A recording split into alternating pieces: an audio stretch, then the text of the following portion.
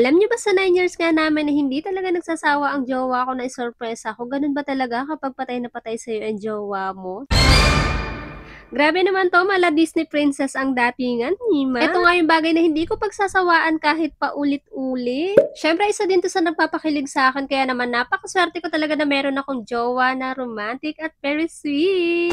Pero ang gusto ko talaga i-share sa inyo etong napag-stayan namin dahil nga affordable ito at saka napakaganda talaga ng unit.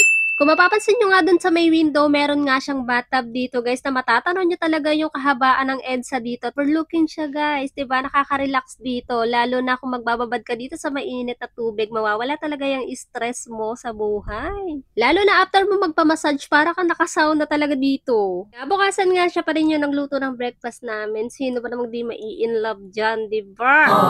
Eto mga pang breakfast namin ay binili lang din namin sa Pure Gold dahil may walking distance nga lang na Pure Gold dito. Kami doon kanina. So ayan, nagluto na kami. Kain tayo!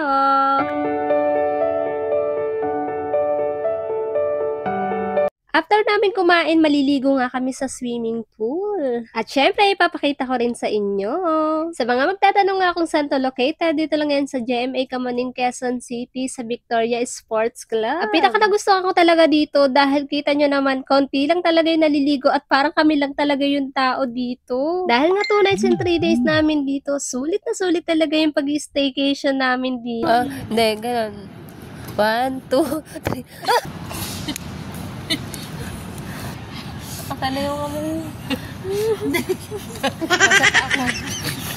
Nakaya ko pa.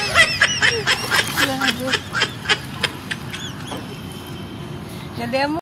Kaya kung naghahanap pa ng mura at affordable na staycation, ito yung marirecommend ko sa inyo. Talaga namang sulit na sulit yung staycation nyo dito kahit 3 days pa yan. Kaya go na, bye!